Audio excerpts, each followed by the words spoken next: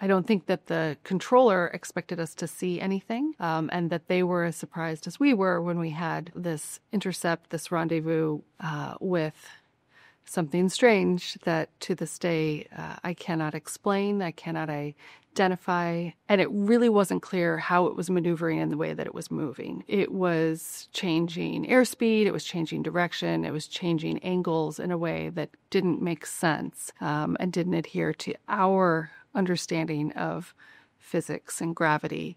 And by definition, it's a unidentified flying object. When I was in high school, I had a college counselor who asked me to take a series of tests. All of my peers were getting ready to go to college and decide on their majors, and there was an expectation that we would go on to professional careers. I went to a math and science academy in Illinois, a boarding school, and the expectation was that the investment in our education would result in a return for the people of Illinois and the people of the United States. And so they wanted us to be engineers and doctors and to be professionals. And so when I took these battery of tests, it came back all over the map. I wanted to be a park ranger and an architect and a dog walker and everything in between. And so this college counselor that I had, he said, look, you just need to declare a major. You just need to decide on a college. And let's reframe this. Imagine yourself when you're 40 and look back. What do you want to have accomplished? What do you want to have done with your life to that point? And I said, Mr. Hernandez, this is a great exercise. All the 40-year-olds that I know are getting divorced. They're going through a midlife crisis. They're switching careers. He said, no, that's not what I meant. But I said, no, this is actually a really good exercise. So I had a moment of clarity that I wanted to go and have an adventure. I wanted to travel the world, and I wanted to do something that I could only do when I was young, and I had the physical strength and the eyesight for it. And so that's what led to pursuing a path through ROTC in college to graduate and commission as a naval aviator, going to flight school in May of 2001. So when I graduated and commissioned in May of 2001, I was selfish. I was self-centered. I was getting ready to go off on this big personal adventure. I wanted to travel the world. I wanted to do things that were exciting and interesting for me. And so I went down to Pensacola, Florida for our initial, it's called API, Aviation Pre-Flight Indoctrination. It's ground school. And so they teach you navigation. They teach you about engine systems. They teach you about weather. But you're sitting in a classroom and you're reading books and you're taking tests. And so that summer was on the beach in Florida. It was anticipating this big adventure that I was on the cusp of. And then it came time for the first flight. And my first flight was on 9/11. Take me through that. Obviously, it started like a normal day for everybody. It was beautiful on the East Coast, that kind of thing. It was beautiful. I was in Corpus Christi, Texas for primary flight training. And it was sunny, it was clear, it was exciting. I have a selfie in front of the aircraft, the T-34 Turbo Mentor, the little prop planes that we flew. And I had gone through the simulators and I had gone through the checklists and I was ready. I was excited. And again, I was very selfish. I was very self-centered that this was the beginning of my adventure and that I was going to do something cool. I was going to do something interesting. I was going to do something fun. And everything changed in that day, in that moment. It was a paradigm shift. And I realized that it's not about me and that I'm a part of something bigger than myself. And so in that moment and in the immediate aftermath, as we all tried to make sense of what was happening, and what it meant for us as newly commissioned ensigns. I had taken an oath. I had raised my right hand and sworn to support the Constitution, to defend the Constitution, and I needed to figure out what that meant. And I went back and I reflected on that oath and saw it in a new light and had to figure out how I was going to contribute in a meaningful way. So then I went through the intermediate and advanced training in Kingsville, Texas, and from there was winged and went to the F-18 Super Hornet Fleet Replacement Squadron. From there, I went to VFA 41, Black Aces, first to fight, first to strike, and was deployed on the USS Nimitz in support of troops on the ground in Iraq and Afghanistan for the global war on terror. So doing 2 combat deployments with that squadron in 2005 and 2007. So let's go back to 2004, flying around off the coast of San Diego. Mm-hmm. Paint that picture for, before we get into the actual Tic Tac story, like why are our aviators down there? What are they doing around there? So we have, again, this just incredible advantage of having the resources and the space, the ranges, and the ability to go out and do this extensive training before any of our operations. And so in November of 2004, I was with the VFA 41 Black Aces flying off the USS Nimitz, and we were in a pre-deployment workup phase. So we were getting ready to go on our deployment that following spring, and we were training, we were practicing, just as you do in sports. We were scrimmaging against each other, setting up plays and running them, and then debriefing, watching the tapes and seeing what we could do better, how we could fine-tune, whether it was our maneuvers, whether it was our operations around the ship. The launch and recovery of aircraft is highly technical and calibrated to make sure that we're really efficient with it. You know, we launched and we were flying out on just a normal average day, expecting to run our maneuvers and then come back and recover and do it again later that evening and the next day, just in this cycle of preparedness that we were in.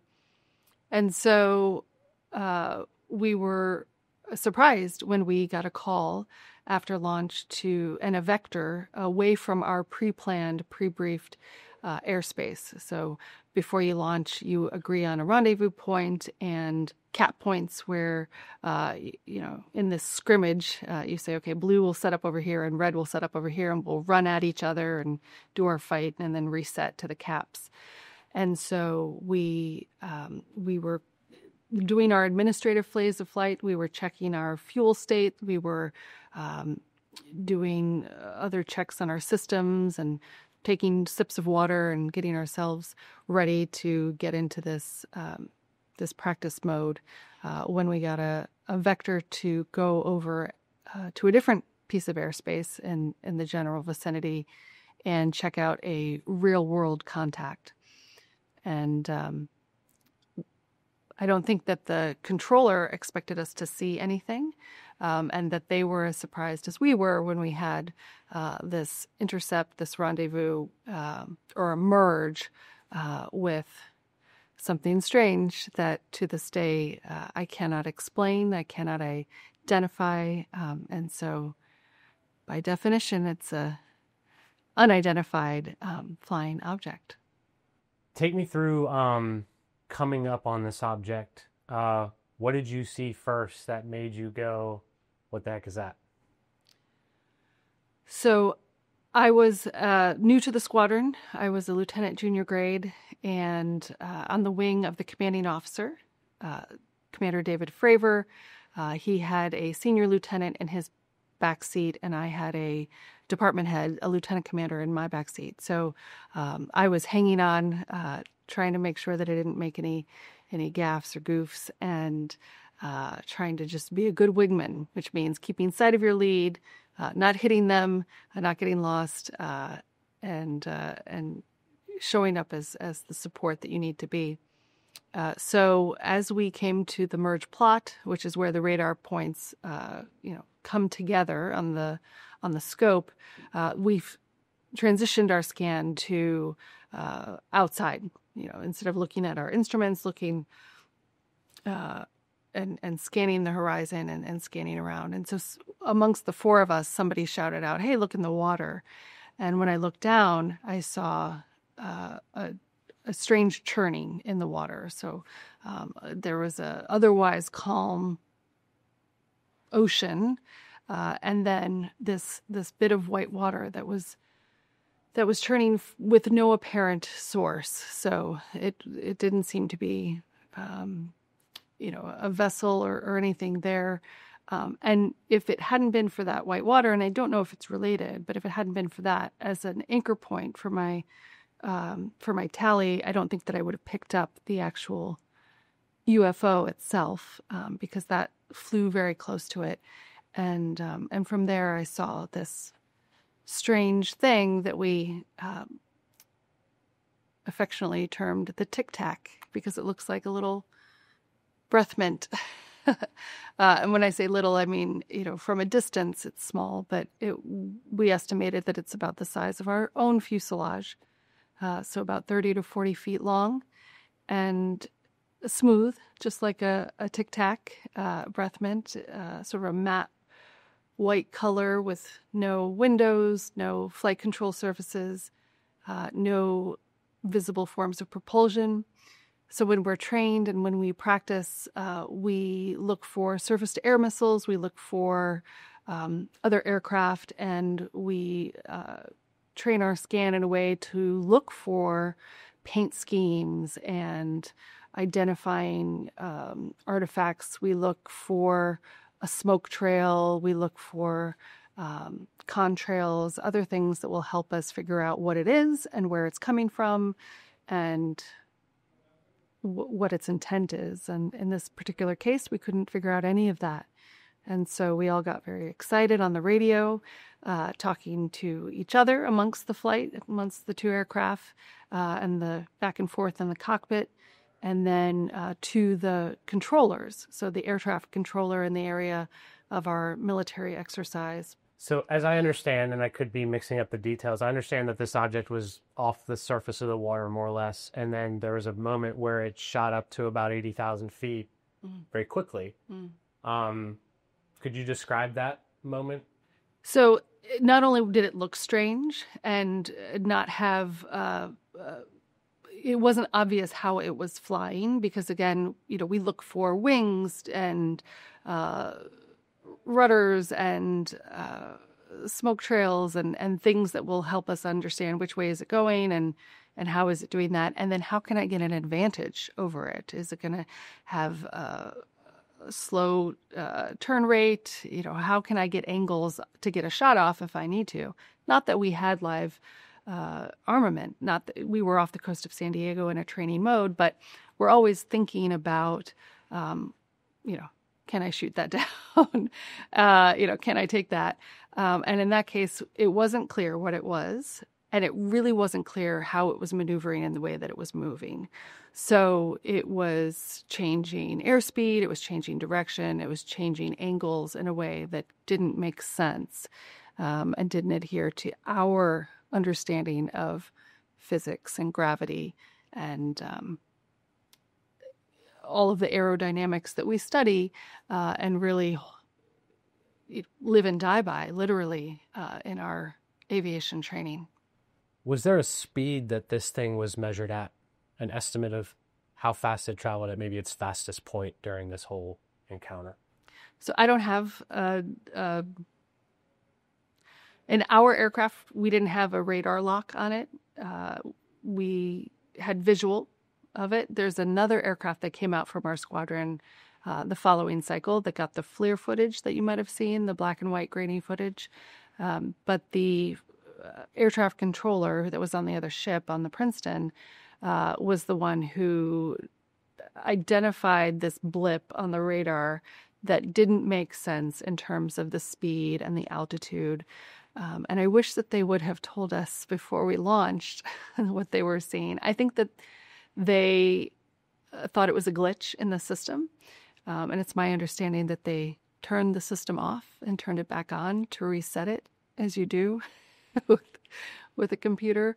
And so we were the first aircraft that were airborne after they were seeing these glitchy hits. And so they vectored us to see if there was anything there. And again, I think they were just surprised that there was something there. And so in terms of the altitudes and the airspeeds that they were seeing, I can't speak to that except to say that it was strange enough that they vectored us out to check it out. Now, you said this thing was making turns and doing things like that. So, like, what kind of turns are we talking? Are we talking like hard right angle turns? Yeah. So, if you're turning, if you've ever driven a boat or just turning in your car, you have a turn radius that's required. It takes a while to actually move the vehicle or the vessel around. And it's the same thing in the air. We put a turn in, and then we can pull high G turns to make it a smaller turn radius, but there's a limit to that. And so when we talk about the envelope or pushing the envelope, it's literally a graph in our aerodynamics textbooks that you can see where this is the edge. If you turn this this amount of G and this amount of angle of attack, and if this is your weight and this is your configuration. And so we're very sensitive to that. And this UFO, unidentified flying object, didn't adhere to any of those rules. So it was really turning what to our naked eye visually looked to be instantaneously. It seemed to be changing airspeed and altitude and direction, just, without having to go through the normal contortions that we normally have to go through, and the complicated ballet that we practice in our air combat maneuvering, our BFM, our basic fighting maneuvering, our dog fighting, which is, it made us both alarmed and also really impressed in the moment to say, what is that doing? How's it doing it? And I would like to be doing that. And so that's interesting to me because you're saying this from the perspective of assuming that there's a man or a human being flying this thing, and you're going, well, that. So I don't assume that there was anybody in it. Yeah, I don't assume. I can make no assumptions about it. People ask me, if it's extraterrestrial, if it's something else, and I stick with the literal term of unidentified flying objects, and that it's unidentified. And so we don't know what it was and what it was doing, but we certainly raised the alarm in the moment. We were shouting at each other and anybody who would listen on the radio.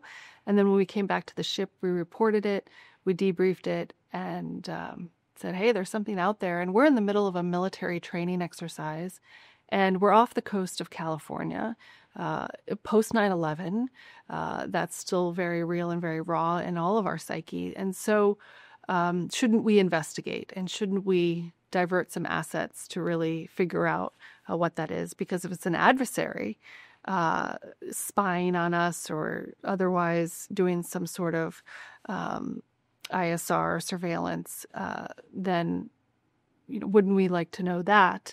And if it's hostile, absolutely we'd want to know that. So I can't speak to what it was or where it came from or how it was moving in the way that it was moving. All I can do is put a pin in that moment and say that was weird, and it would have been worth checking into, especially in the moment.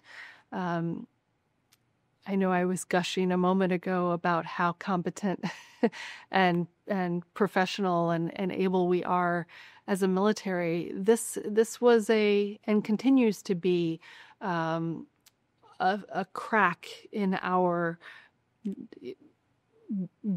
dominance, really, in every other area, because it doesn't fit neatly in any of the conventional bins. And I suspect that that's why in the moment the chain of command said, that was weird. We don't know what it was. We've got a job to do. We've got a deployment to get ready for, and we need to focus on that.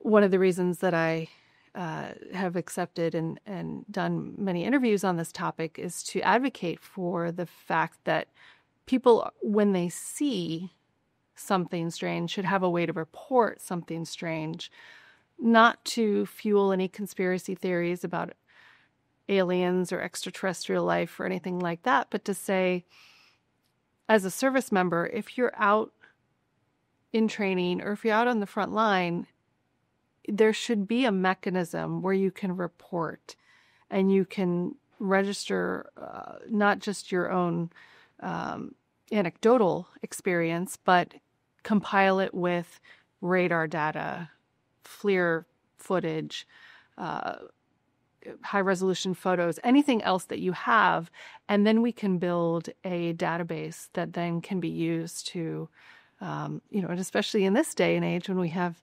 AI and such high sophisticated technology available to us, that we would be able to find those needles in the haystack and hopefully turn those things that are unidentified into identified.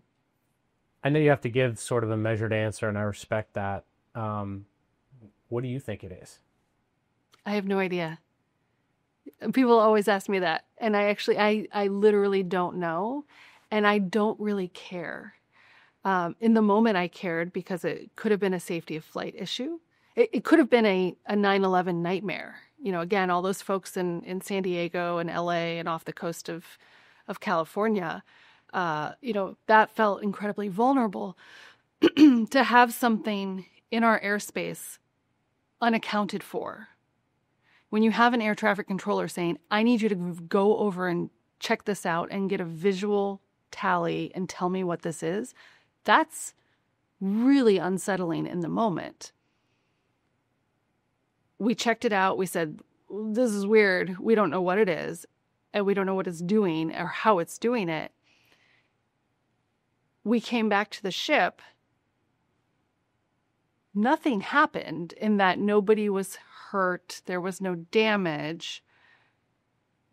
And then I went on with my life, with my career. And so I don't lose sleep over it. People ask me if it haunts my dreams, if I ever, have gone out and tried to investigate it on my own. No, I just don't. I've done a lot of other things with my life. I deployed to Afghanistan, boots on ground. I've had 3 kids. I've had breast cancer. Like, there have been a lot of other things that have happened in my life that I choose to focus on. So when people ask me to, I will speak and I will be interviewed and I will tell the story and advocate for having an office. What are we calling it now? There's the AARO. Yes, the AARO is the current version of the office in the Pentagon that investigates UFOs. And so I think that's a good idea. I don't know that they've gotten it exactly right to this point. But at least we're trying to fill in that crack of vulnerability that we had 20 years ago, and work on what's the best way to make sure that service members feel encouraged and empowered to report, and that they know how. What's the mechanism? Is there a sort of 911 number that they pick up and call? Is there a web portal that they put it into? And then what happens to that information once it's been ingested into a system? So this is kind of full circle. I'll bring it back to my high school experience at a math and science academy. And you would think that really taught me and my peers at that school to say everything has to be scientific and proven and factual. Yes, and that experience also taught us that, science happens because we're curious. And we cannot rest on our laurels, and we cannot be arrogant and assume that we understand everything, because then we don't make any progress. I think about the first human organ transplants. Those only happened in the mid-20th century.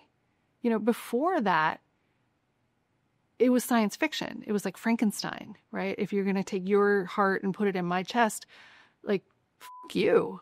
that's you have a God complex, you're, a mad scientist. There's no way that's going to happen. But now I go to the DMV and get my driver's license and they say, hey, do you want to be an organ donor? And I'm like, yeah, no big deal. I don't turn the table over and say, how dare you?